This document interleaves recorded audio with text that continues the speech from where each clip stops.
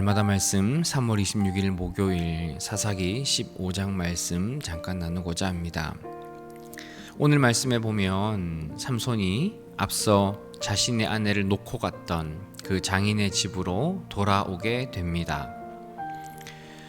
그런데 신부의 아버지는 삼손이 딸을 버린 줄 알고 그 블레셋 사람에게 그 자신의 딸을 주고 맙니다. 삼손이 그걸 알게 된 거죠. 사실 그렇게 된 이유는 우리 앞서 사사기 14장 말씀에 보시면 삼손이 수수께끼를 내고 그거에 대해 화를 내고 그 자리를 떠나고 어떻게 보면 삼손으로부터 시작된 문제였습니다. 또 그것보다 더 앞서서 보면 이방 여인과 결혼을 한 것, 이스라엘의 사사로서 이방 여인과 혼인하지 말아야 되는데 이방 여인과 결혼하고 그렇게 된 모든 문제의 원인들이 삼손으로부터 시작되었습니다. 그럼에도 불구하고 삼손은 이 마음에서 일어나는 분노와 성급한 복수로 장인뿐만 아니라 블레셋 사람들의 밭을 태우게 됩니다.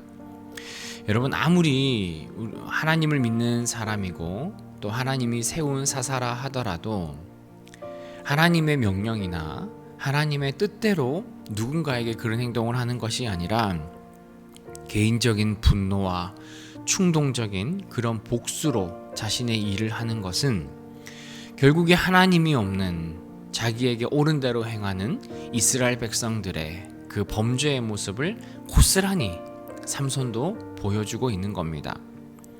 사사라고는 하지만 그는 하나님의 명령과 말씀은 순종하지 않고 자기가 하고 싶은 대로 자신에게 주어진 그 힘을 가지고 개인적인 일에 사용하는 그런 모습을 우리는 볼 수 있습니다. 여러분, 이것은 삼손의 잘못된 태도입니다. 삼손의 범죄입니다. 삼손의 심기를 불편하게 해서 농사에 막대한 피해를 준 그 원인을 블레셋 사람들은 그 삼손의 그 아내와 그 장인이라 생각을 했습니다. 그래서 블레셋 사람들이 그 아버지와 그 삼손의 아내를 붙잡아 그들을 죽입니다. 그렇게 하면 삼손의 화가 풀릴 것 같고 자신들에게 피해가 없을 것 같아서 블레셋 사람들이 그렇게 행동을 했습니다. 그런데 그들의 기대와는 달리 삼손이 더 화를 내는 겁니다. 그래서 이전보다 더 크게 블레셋 사람들의 정강이와 넓적다리를 쳐서 그 사람들을 죽이게 됩니다. 그러니까 폭력이 또 다른 폭력을 낳는 겁니다. 복수는 또 다른 복수를 낳게 됩니다. 여러분, 이 삼손의 판단에는, 그리고 이 분노에는 어떤 것도 하나님의 뜻이 담겨 있지 않습니다. 하나님께서 원하셔서 이렇게 한 것이 아닙니다. 이 누구를 위한 겁니까? 자신을 위해 한 거죠. 하나님을 위해 살아야 하는 삼손이 자신을 위해서 자신이 바라는 대로, 자기가 하고 싶은 대로 그 자신의 힘을 쓰는 어리석고 부패한 그런 사람의 모습을 보여줍니다. 그리고 이번에는 블레셋 사람들이 삼손을 치기 위해 유다 근처로 올라옵니다. 유다 백성들은 블레셋 사람들에 맞서지 못하고 그들의 요구대로 삼손을 묶어서 그들에게 내어주게 됩니다. 이스라엘 백성들도 문제가 있죠. 블레셋 사람들이 전쟁을 해오면 하나님께 힘을 달라고, 하나님께 그들과 싸우게 해달라고 하나님께 기도를 해야 되는데 하나님을 의지하지 못하고 그 블레셋 사람들의 그 요구를 고스란히 다 들어주는 그런 범죄적인 모습을 보여주게 됩니다. 그런데 그것도 하나님이 바라는 것이 아니었습니다. 물론 삼손이 잘못했죠. 삼손이 범죄를 저질렀습니다. 그러나 이스라엘의 그런 태도도 잘못된 거죠. 하나님의 뜻을 구하지 않고 하나님의 능력을 구하지 않고 블레셋이 두려워서 그 사람들에게 항복하는 그런 잘못을 하게 됩니다. 그래서 하나님께서는 삼손에게 그 영이 임하게 하시고 그 블레셋 군인들을 다 죽게 하셨습니다.